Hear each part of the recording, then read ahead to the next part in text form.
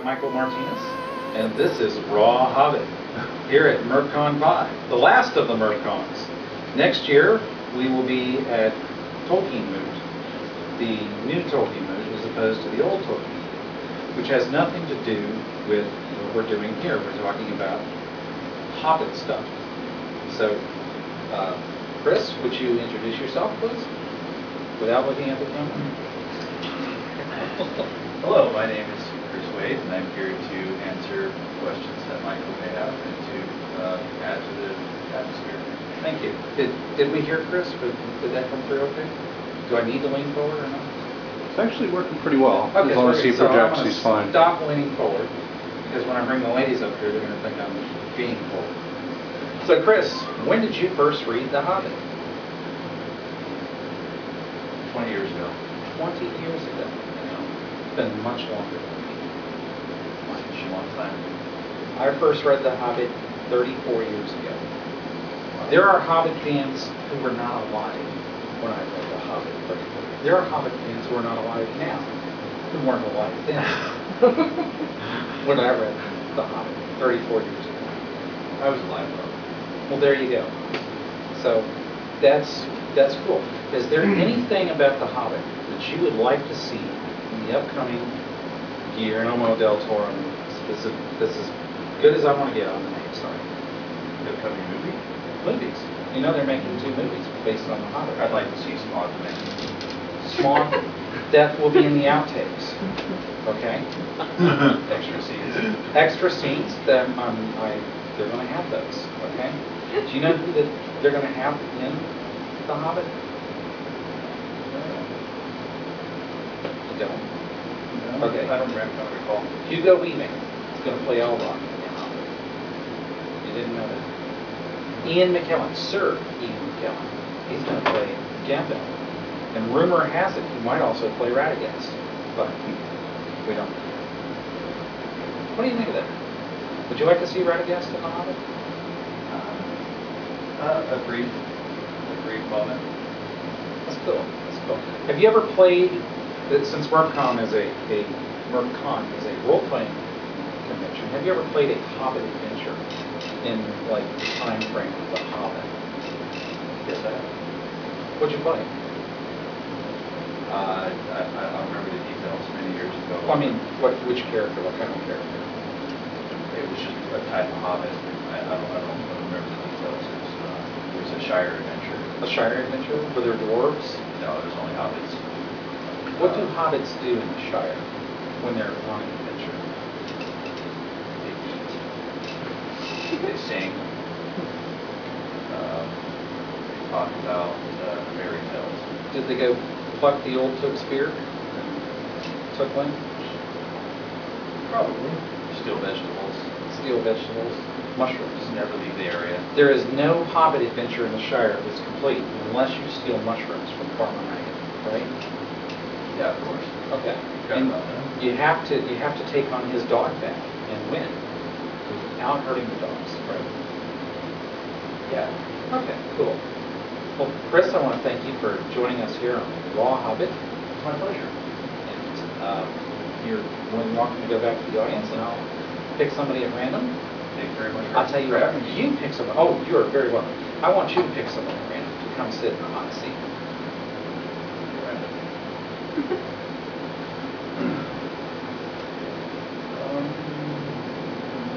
This gentleman here with the cap. Say, This gentleman here. should we give him a D20, roll? How are you? I'm doing well. Oh, good. What's your name?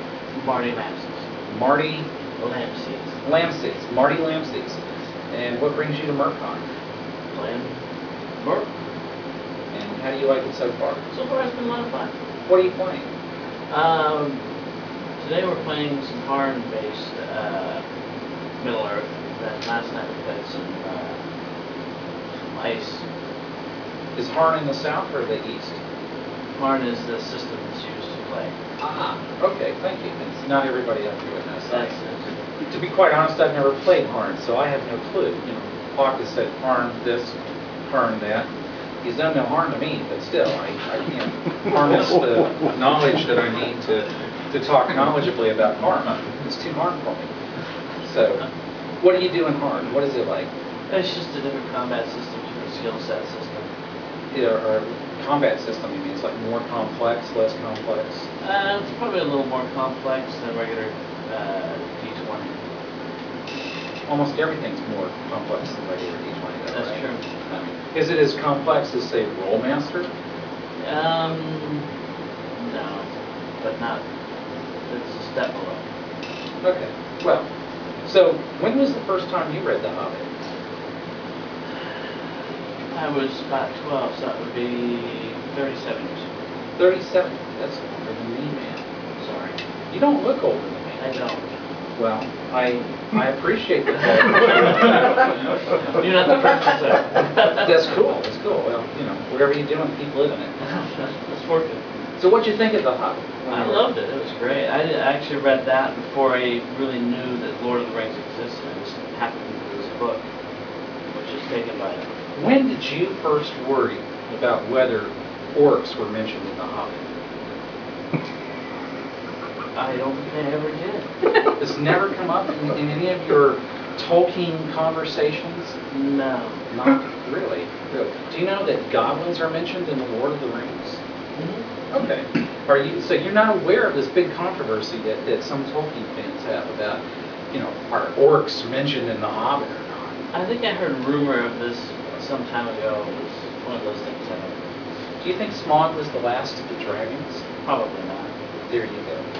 Tolkien actually suggested in one of his letters that Smaug probably was not the last of the dragons. Do you know what Tolkien dragon came after Smaug? No. Have you ever read Farmer Giles and Ham? No. Smith of Wooden? No. You have a lot of reading to do. Apparently I did. Look for the name, you know, I don't know how Tolkien pronounced it, but I would say Chrysophalax. Okay? That's quite a name for a dragon. It's a bigger name than Smaug. You know what Smaug means? No. He took it from an Old English word that means like burrowing, digging. And there are other words that Tolkien used that came from the same root. Smile, which was like a burrow for a hobbit, and Smeagol, which was the name for a hobbit. Do you think Smeagol was a hobbit? He was, wasn't he? He was. A lot of people wonder if he was or wasn't, because they suggest that the stewards of the Gladden Fields were not hobbits, even though Tolkien called them the stewards of the Gladden Fields. Okay? That's a very deep thought. You know, why would stewards not be hobbits if they're called stewards? So, what do you think of that? I don't know what to say. Do you immerse yourself in any of the silly fan controversies? No. You don't? Do you have an opinion on whether Balrogs have wings? They do have wings, they just don't work. There you go. You have an opinion. He has an opinion. Yeah. Okay. I won't chew up the rest of our time with that. But thank you for answering my questions. It's not a problem. Would you mind picking somewhere random? This I gentleman. don't think it would be a bad It's thing. a there are no different, this is the way baskets. one checker doesn't show us. Thank you It's very a much. Totally different approach to any other talk show thing. Hello. Well, How are you doing? actually pretty good. Well, good. What's your name? Nick, did you Nick Gaynor? Mm-hmm. Is this your first time at MerpCon? Yeah, it is. What do you think of it? Actually kind of interesting. It's a little bit different? Mm-hmm. You know this is the last MerpCon, don't you? Yeah, kind of. Well, at least you can say you've been there. You got the t-shirt. Mm-hmm. There aren't that many people who can say that. This is the most elite Tolkien convention in the world. I kid you not. Hawk has had more Tolkien scholars per attendee than any other convention in the world. That's okay. This year, I guess I'm the only one, but he's had more in the past, I'm sure. He's got the video to There prove were it. 2 last year. 2 last year and 5 the year before. Yeah, he's had as many as 5 Tolkien scholars. As far as Germany. That's not easy to accomplish. It's not. Yeah, not. So when was the first time you read The Hobbit? I haven't. And you expect to carry on a conversation? Have you read The Lord of the Rings? I haven't read any of the books. Have you seen any of the movies? Yes, I've seen all 3 movies. All 3 movies? Yeah. Did you see any of the fan films? No, I didn't. Did you know there are fan films? was going to be playing There were them tomorrow night. 2 fan films that were released this year over the internet. You can watch them for free. Huh. One is called Born of Hope. Born of Hope. That's not And- actually out till next week. No, sorry, my timing's a little off there. So the other one was called the Search for Gollum, or the Hunt for Gollum. Hunt for Gollum, we're playing that tomorrow. Okay. It's pretty good. And it was done basically by professional filmmakers and actors. Cost 3,000 pounds. For free. Okay. The Born of Hope tells the story of Aragorn's family and how he came to be born. Okay. Now I don't know if they're going to show all of the details in that process, Yeah. but so do you have much internet access at home or Yeah, I have full access. full access? So you're going to watch these movies, aren't you? Yeah, I probably will. Okay. Do you have a blog? What? A blog? Blog? No. Twitter? Hmm. Okay. So find out about social media. It's the 21st century. And share your thoughts and your feelings and your passions online with people about it. What if you're not okay? So clearly you're not like a big Tolkien aficionado. Yeah. But you're into gaming, so you must like fantasy, science fiction. Yeah. So what's your favorite? Favorite Fantasy or science fiction? Yeah. science fiction? Star Wars, I Star like Trek. Star Wars because it was cool, and then I like Star Trek, but some of it was kind of annoying. Just some of it- Yeah, the second season of The Next Generation was totally annoying. But we won't go there. Okay, that's just my opinion. There's also Stargate. Stargate, Mhm. very cool series. Yeah, I like that. And Stargate Universe is starting up this fall. Looking Oh. forward to that. Did you know about that? Hmm. Yeah, they figured out a way to explain the ninth chevron. So I'll just leave it at that, and you'll get to see what a Stargate ninth chevron does when you watch it on Sci-Fi. They're no longer called Sci-Fi; they call themselves Sci-Fi now. Yeah, I saw that. That was because they couldn't trademark Sci-Fi. Mm. Okay. So fandom.com, they went down in flames. They couldn't trademark fandom. Sci-fi.com, they couldn't trademark sci-fi. But there was a guy who actually had sci-fi plural, S-Y-F-Y. And that was his trademark.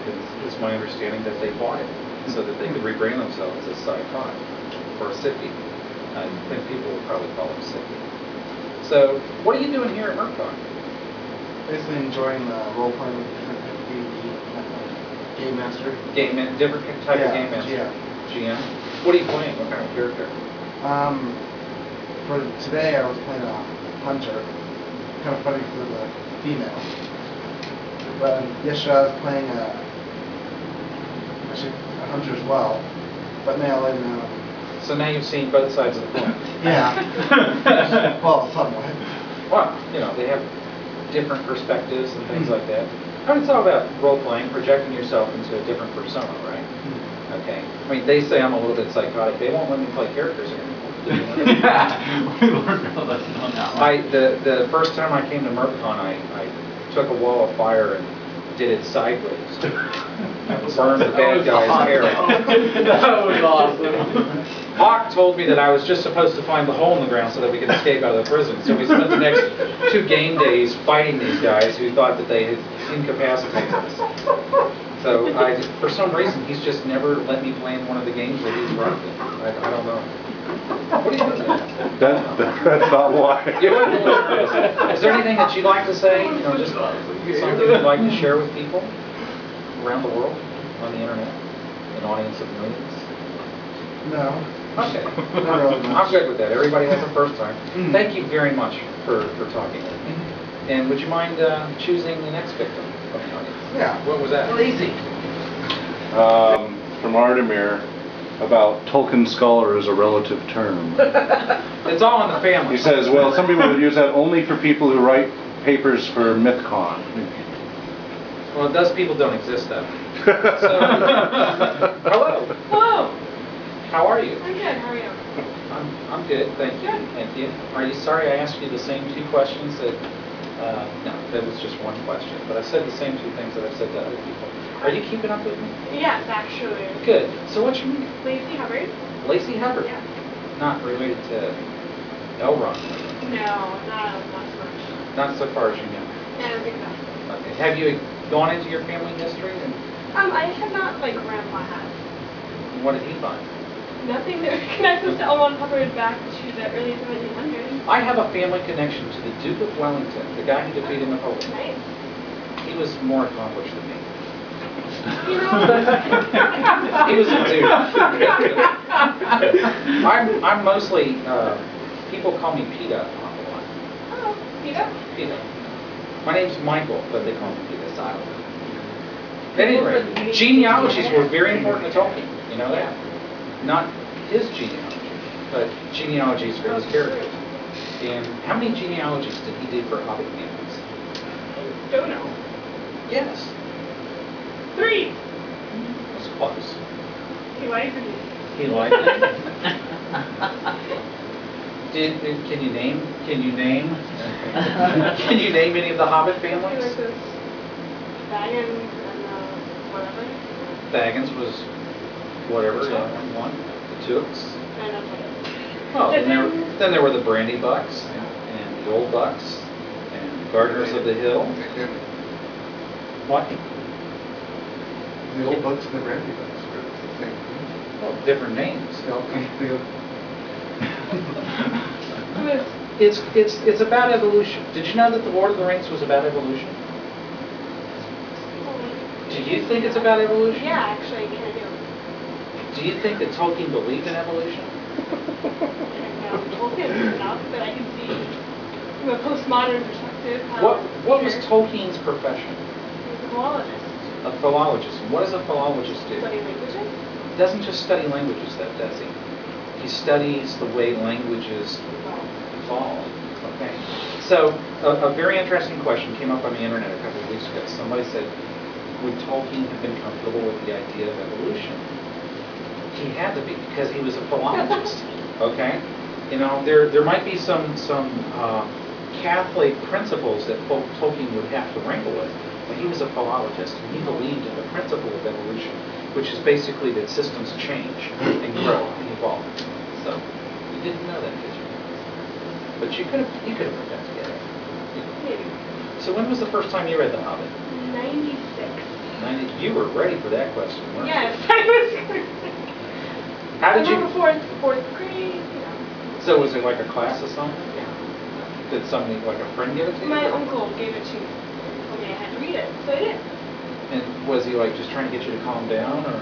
No, he thought that it was a worthy piece of literature that I was ready for. And were you ready for it? Yes. I thoroughly enjoyed it. When did you read The Lord of the Rings? So that was until 7th grade, so 4 years later. Okay. I tried to read it after The Hobbit. Not going well. Have you ever read the Book of Lost Tales? I've started it 3 or 4 times. I've never gotten past the first chapter. I fell asleep every night for 5 years after I read it. I kid you not. I can do that. It took me 5 years to figure out how to stay awake through the first 5 chapters of the Book of Lost Tales. That's been my problem. I'm sorry. It's a very different writing style, isn't it? Have you read the whole Book of Lost Tales at all? No. Do you have an idea of how it ends? It's very different from the Silmarillion. Think of the old road going through Mirkwood, okay? How does that end in The Hobbit? I remember. It just sort of like wanders off and fades into the distance. It's not finished anymore. That's the Book of Lost Tales. So you're looking forward to the Hobbit movies? Definitely. Are you going to be in them? No. Neither am I. It's an incredible coincidence, isn't it? You know? It's a little bit of a disappointment to me. Do you know that I have a connection to the Lord of the Rings movies? It's not. You did not. Ask me what my connection is. What is your connection to the Lord of the Rings movies? They wanted some research done. I am the only expert that they brought in that I know of who didn't ask for money. Oh. Okay, everybody else that went to them and said, I'm a Tolkien expert, you know, they asked for money, they got money from what I heard. Me, they just go, hey dude, you want to do some research for free? Oh, sure. You can't talk about it either. Okay, thank you. So, I could tell you what I did, but then I'd have to kill you. Darn it. Darn it. It might be worth it though. No, I can actually talk about it now. They asked me some really obscure things, okay? And I've told these anecdotes before at MerpCon in the past, but I'll just very quickly cover 2 points. One was they wanted to know if orcs wrote in graffiti, okay? And actually, there is a scene in The Lord of the Rings where they find some more graffiti. Are you familiar with that scene? Can you think of it? When Frodo, Gollum, and Sam come to the crossroads in Ithilien, No. there's a statue there. Okay. And the orcs have not cut the head of the king off, and they've thrown it off into the weeds or something, and they scrawled obscenities on it. So that's an example of orc graffiti.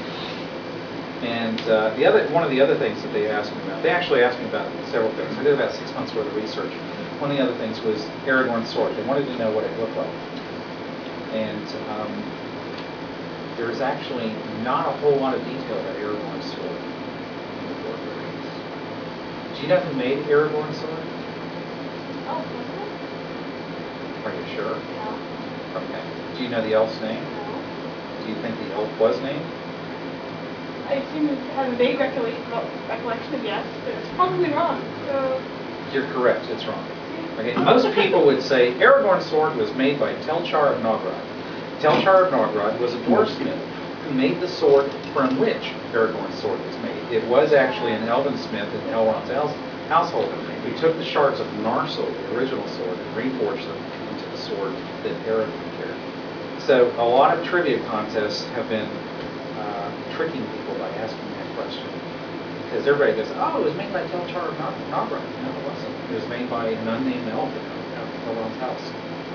So, what's the other name for Elrond's house? Do you recall it? It's in The Hobbit. no. It has two names in The Hobbit besides the House of Elrond. You can't think of it? The last homely house east of the sea, and the first homely house. Well, it depends on which way you're going.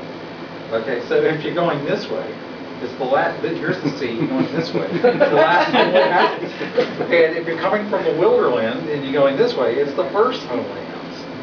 Okay. Well, thank you very much, and feel free to take the next one. We also have a question from the remote audience. Okay. From Ardemir. It's role-playing Tolkien related. How much in line with Tolkien's writings do you think the commercial Middle-earth RPGs are, and how much should they be? Now, I did mention that you and John D. Ratliff covered a lot of that last year, but you could give a I don't short think summary. they're very much in line because of the legal constraints.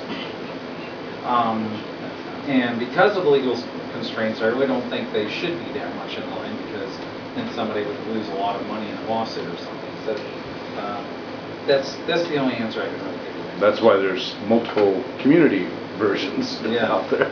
There are definitely many unauthorized versions. Yeah. So if you would... Have fun. Me? Yeah. Oh. Or hanging up. Are we ready? Thank you much again. Well, hello. Hi. I'm not going to ask how you are. But what is your name? David Tatangi. David Tatangi. And what does that mean, Tatangi? I heard it means tobacco tester. Are you serious? It's Turkish. Yeah. Turkish tobacco tester. It's Turkish. How old do you think that would make your family name? 1,000 years? No. Think about that. Where did tobacco come from? I'm not really into tobacco. Okay, I can understand that. Tobacco is a New World plant, okay? And it could not have reached Turkey before about 1500. So if that's really a Turkish name for tobacco tester, that family name could not have been adopted more than 500 years ago. There's another reason why it could not have been adopted much more than 500 years ago. Do you know what that reason is? When did the Turks settle in lands where they are now? Years ago? A little over 500 years ago. They conquered this big city, this big walled city called Constantinople. That's not something that everybody knows. It's now Istanbul. Do you know what the connection between Constantinople and the Lord of the Rings is?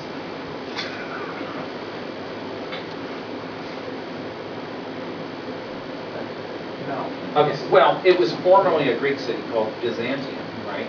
And, of course, it became the capital of the Eastern Roman Empire, which we call the Byzantine Empire. And it lasted much longer than the Western Roman Empire. part.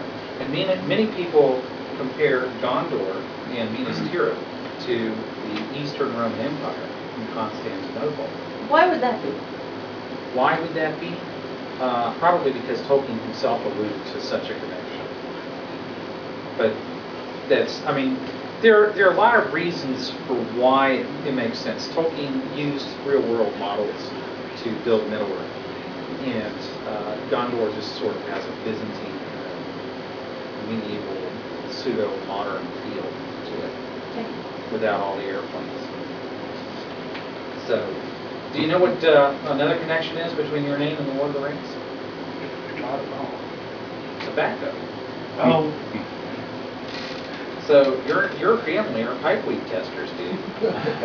Okay. You know, tobacco is one of the 2 or 3 New World plants that are mentioned in either The Hobbit and or The Lord of the Rings. Do you know what the other 2 are? There are 3 New World plants from the Americas that Tolkien put into The Lord of the Rings. We'll just say the world of Middle-earth. Do you know what they are? you said tobacco was one? Tobacco is one. Evergreen trees? No, those are worldwide. Potatoes and tomatoes. The Hobbit? I'm not sure if those are actually mentioned in The Hobbit. What about corn? Well, there's controversy about corn, because the word corn was used for grains throughout Europe, or whatever Maize. we translate. Right, okay. And so maize is a form of corn, but I was for a long time a big maize believer, but I'm not sure that that's what Tolkien had in mind. It's kind of hard to tell. But we know for sure that he put 3 New World plants into Middle-earth. Okay. And some people who have been very Eurocentric about Middle-earth don't like to acknowledge that there are New World plants and things. What about peppers and squash? What about them? Well, they're New World too. Are they in the Lord of the Rings? I don't know. You just thought you'd Good throw a topic to trick research question for the my next way, issue or- of Other Minds. Okay. Well, I'm not really into trick questions at the moment unless I ask. David, I see there's a cat on your shirt. Tiger, okay. Do you know if there's a reference to cat from the North?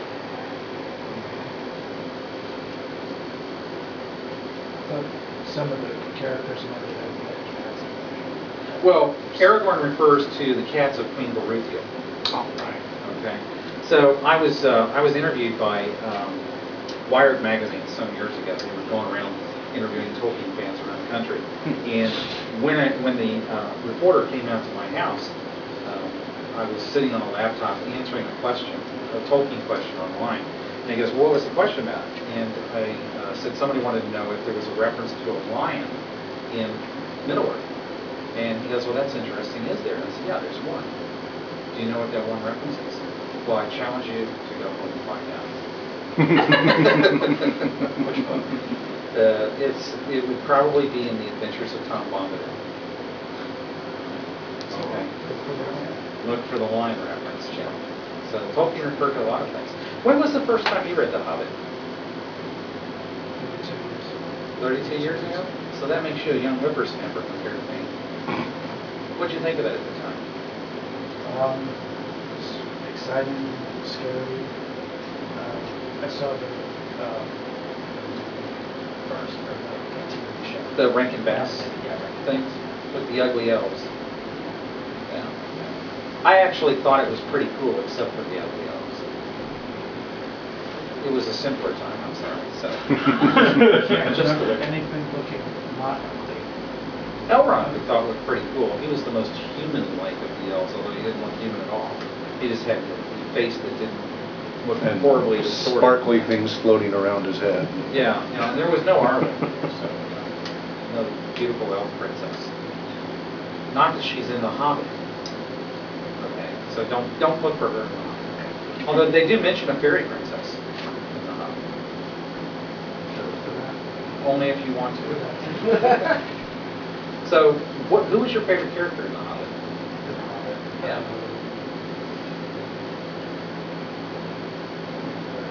I like Colin. Gollum? Hey, it's okay to like Gollum. No, I'm serious. People feel sorry for him, right? Especially after that scene where in the movie where he like sleeper and sinker. Split personalities. Yeah, Andy Serkis deserved an Academy Award for that. Did they give him one? So that's why he's going to be in the Hobbit movies, because he's coming back to get his reward. So, what do you think of the fact that they're making Hobbit movies too? That's so short a book. I didn't know whether I could believe it. So which I've heard. No, you heard it from me last year. We talked about it last year, John and I.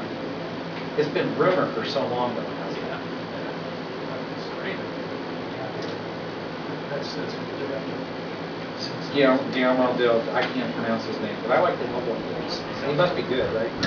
Everybody else goes, he did Pan's Labyrinth, he was great. And then you say, well, what about Hellboy? I like Hellboy. Well, he did Pan's Labyrinth, he did great. I don't know. Pan's Labyrinth depressed me. People on the internet probably go, oh my God, he touched the microphone. I really did not like Pan's Labyrinth. So, it was too weird, okay? My weird has to come from Tolkien. So that's just me. Do you expect it to be very faithful to the book? I hope so.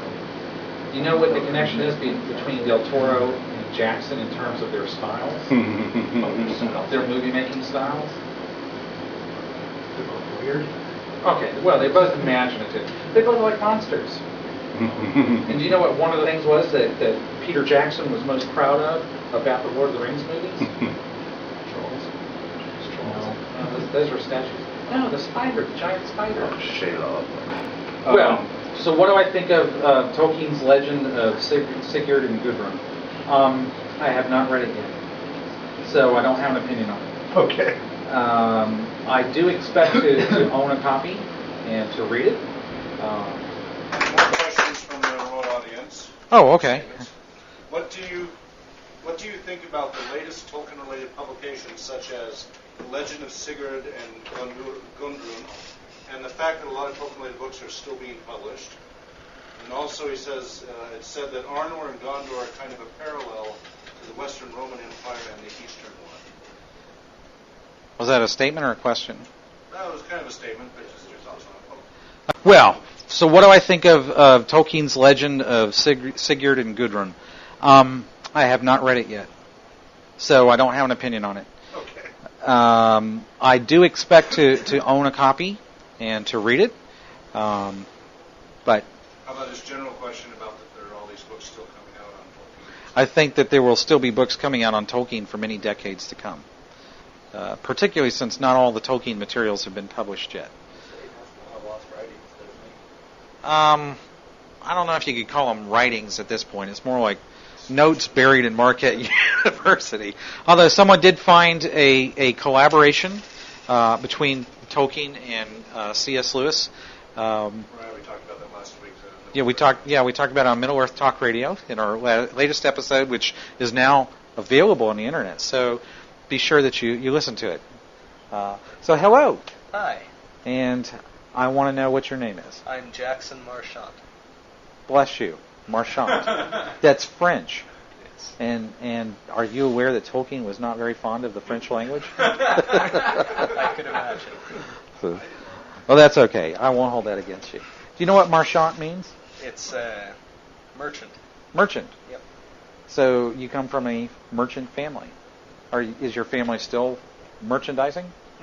No. Okay. Well, I mean, that's cool. That's cool. So, you know that Tolkien was very keen on family names and picking appropriate meanings for them, things like that. Are you familiar with literary analysis in any degree? I mean, have you taken any literature courses? A little bit, yeah. A little bit. You know, a lot of stories, they pick names that reinforce in the reader's mind what the character is, like, you know, Bill the baker and Tom the tow maker or whatever. And so that's an old tradition that Tolkien took, and he turned it in a little bit the way he does with so many other things, in that he gave the families meaningful names that didn't necessarily have anything to do with the story, like Sam Gamgee. Okay, Samwise, of course, means half-wit, and it was a little joke. But it doesn't really tell you that he was a gardener. It doesn't tell you that he was Frodo's servant, but there was still meaning there. So he took that to a new level. I think that was kind of cool. Have you read The Hobbit? I have read The Hobbit. You were prepared for that question, I weren't you? was. Okay. Have you read Farmer Giles of Ham? I have not. How about Smith of Wootton Major? Nope. Okay, so you have a long reading list ahead of you, too. I do. Okay. How many Tolkien books have you read? I've read the Lord of the Rings, the series, and The Hobbit. That's it. Which edition of The Lord of the Rings did you read? I'm not sure. I'm not sure either. No, there are officially only 3 or 4 editions, but Douglas Anderson incorporated so many textual edits in the last edition that some people say is really a 4th edition. And then they've subsequently republished older editions since what's called the Anderson White edition.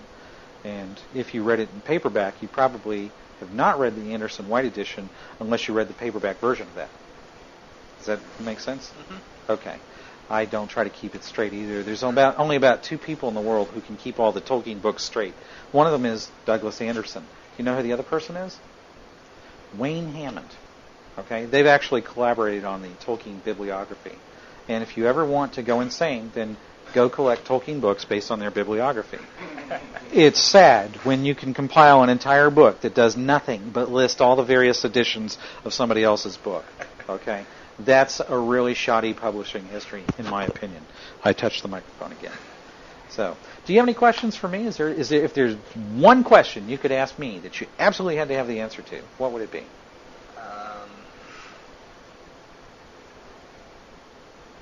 I really put you on the spot with that. You did. Okay, I'm sorry. I'm not allowed to create dead air. They go into a panic in the broadcasting industry.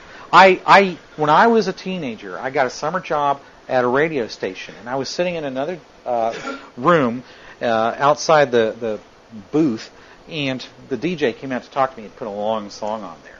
And another guy came in, and we're standing there, we're talking, shooting the breeze, and this goes on for like 10 minutes or so. And all of a sudden, one of the guys goes, "Oh my God, dead air!" And everybody just runs into the booth to try and make noise so that the audience didn't just walk away. And it was just an odd moment in time. So, you ever watch the Carol Burnett show? It would have to be in reruns, but have you ever had the opportunity to watch it? So, no. Dick Van Dyke, you know who he is, right? So he did a stint on the Carol Burnett show. And there's this famous, well, it was once famous, I guess now most people don't know about it, but there was this famous skit he did where he would go stand in front of the camera and he would say, "Please stand by, we're having technical difficulties." Okay? So back in the 70s when this show was broadcast, a lot of TV stations did that often. They had technical difficulties right and left. I mean, water lines broke or something, I don't know. And they'd throw up this little pattern or something like that or a little picture and say, "Please stand by, we're having test pattern, we're having technical difficulties." So they decided to make fun of it on the Carol Burnett show. So Dick Van Dyke goes out in front of the camera and he goes, "Please stand by, we're having technical difficulties." And then he'd stand there for a moment, and of course he'd have dead air, and he'd go, "Well, we're having technical difficulties, we'll be back on the air momentarily." Then he'd stand there and they'd have more dead air. And he ended up telling his whole life story and breaking down emotionally in front of the camera before they got the thing back on. So it was a really funny skit, and if you can ever find it on YouTube, you should watch it. Not that it has anything to do with The Hobbit. Okay? But I think Dick Van Dyke would be great in the next Hobbit movie, if they could get him in there. Particularly the young Dick Van Dyke. Can you imagine him doing Step in Time with the 13 Dwarves? Step in time! And get him across the magic stream and all that. And Mary Poppins just take the little Hobbit. And, okay, so Mary Poppins and the Hobbit probably don't work. If you could take the Hobbit and merge it with another story, what story would that be? Let's see. Have you read any other stories? Yeah. Okay. Well, have you read Harry Potter? Yeah. How would you imagine Harry Potter meeting the Hobbit? No. No? No, I don't care for Harry Potter enough that I would put it in the same. Well, thank you very category as the much Hobbit. for talking with me. I'm afraid I'm going to have to find a Harry Potter fan now. No, so okay, it's okay if you don't like Harry Potter. Okay, I actually do like Harry Potter. I found a lot of resonances between Harry Potter and the Lord of the Rings, Middle-earth. They drew on many of the similar resources, actually. So you might want to, if you ever become a Tolkien scholar, you don't have to submit a paper to Mythlore, but if you ever become a Tolkien scholar, you might want to compare Harry Potter to the Lord of the Rings and see what it's like.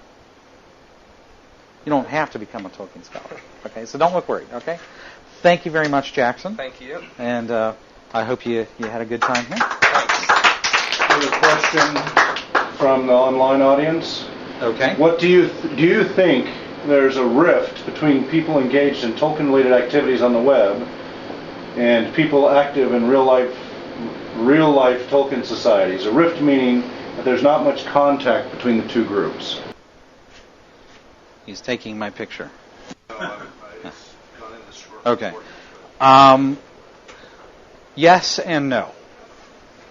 The people in the offline Tolkien societies and groups are online, but they tend to keep them themselves. There are probably 3 mailing lists I can think of where you might find them. Well, one would be the Mythopoeic Society's mailing list on Yahoo. One would be the Elfling list that David Sallow manages. And then there's another older list. Guitar? Oh, Quetar. I don't know how to pronounce it. I don't speak English. Now, I'm not a linguist, okay? I didn't do the linguistic stuff. And when they asked me if I could do languages for the movies, I said, no, sorry. I should have taken the money. Most people wouldn't have known the difference, It's like, hello. Hello. And how are you? I'm good. What's your name? I'm John Nolan. John Nolan. Yep. And John, what brings you to MerpCon? Been here all 5 years. I figure I might as well keep coming. Well, there you go. So you've got 5 T-shirts now. No, only one. You wore out the others? They didn't give them the other times. Hawk. What's that? Nothing. So we'll just go on. When was the first time you read The Hobbit? 89. 89. And what were you doing that day? I was in 4th grade reading class. When I was 15, I met a woman who at that time was 72 years old, and I was laughing and joking with her, and I said, Edna, what were you doing on June 24th, 1927, or some weird date like that? She remembered exactly what she was doing. She was sitting on the front step of her house. She was still a little girl, and she had just had lemonade that her mother had served her, and I believe the postman came up. She gave us such vivid details. I will remember that for the rest of my life. It was the last time that I ever tried to put somebody older than me on the spot about where they were 50 years ago in the past. It was like, okay, I have not lived long enough to match that feat of memory. So, have you read The Hobbit more than once? Twice? So it really didn't make a great impression on you, did it? It did, but I'm a big reader of all kinds of books, so I never have time to read through too many books more than a couple times. Well, that's cool. How many times have you read The Lord of the Rings? Once. Once? Once was enough? Yeah. Ask me how many times I had to read The Lord of the Rings. How many times did you have to read it? I stopped counting at 300. Aren't you curious about why I read it 300 times? Not really. I don't know you. Well, of course I read it 300 times because I was looking for answers to questions that people asked on the internet. And since I didn't know where the answers were, I had to start at page 1. You'd think after 300 times I'd have it committed to memory, but it just doesn't work that way for me. Are there any books that you have read more than twice? As far as Lord of the Rings? Any book. Oh, any book? Yeah. Most of the Star Wars novels I've read more than twice. Well, that's good. So you like the way that George Lucas's ghostwriters write? Yeah, actually I do. Which one's your favorite? I have to say Anderson. Anderson? Yeah. He did a really good job with it. What did you think of Timothy Zahn's original extension of the Star Wars saga? No, that wasn't his original. I'm trying to remember what the name of the original was now. See, that's the problem with Zahn's writing, okay? It wasn't memorable enough to outweigh all the other stuff that came after it. Connected the stories really well. He did a great job. He did a great technical job. He took Luke and everybody forward, but unfortunately, he was such a good writer that Lucas saw there was just millions and millions of dollars to be made from that stuff, and then ensued the next 400 to 500 Star Wars books. And I read every single one. But most people don't remember what Zahn did, you know? It's just like... So it's not good to be Timothy Zahn, because you're too good a writer, and you set a pattern that other people can follow in. So Hawk is tapping his watch. Well, John, thank you very much for being my last guest here on Raw Hobbit. And tell me something. If you could rename Raw Hobbit, what would you call it? Honestly, I think that fits it pretty well. Well, thank you very much. Thank you, everybody, for coming. And one last question from the online audience. One last question. What do you think of the different types of Tolkien fans and scholars that seem to exist? People who like deep discussions about Tolkien's works, versus scholars who make research more about Tolkien, the man, his influence, versus students of Tolkien's invented languages and so on, like the different factioning. Well, I think that we represent a broad spectrum of personalities and interests and priorities. If you want to get a real good glimpse of Tolkien fandom in all its different forms, watch the OneRing.net's film Lord of the Fans, for which I was interviewed, but from which I was cut. What can I say? You know, I guess I was too big for the camera that day. So, but I think that there are a lot of different types of fans, and going to the various conventions and stuff, I've noticed that people just come in all shapes and sizes, both ideologically and I guess experientially. There's no way that I would be able to niche Tolkien fans together. They're just too many people. They're too diverse. So I think it's a great crowd, though. And any last words, being the last MerpCon and all, for who knows how long? Well, I hope to be part of Tolkien Moot or whatever comes next year. Glad to have you. And maybe we can make a tradition out of Raw Hobbit. There you go. It's a fun twist there. Thank you. Thank you, Thank you, Michael, for coming. Thank you, Michael.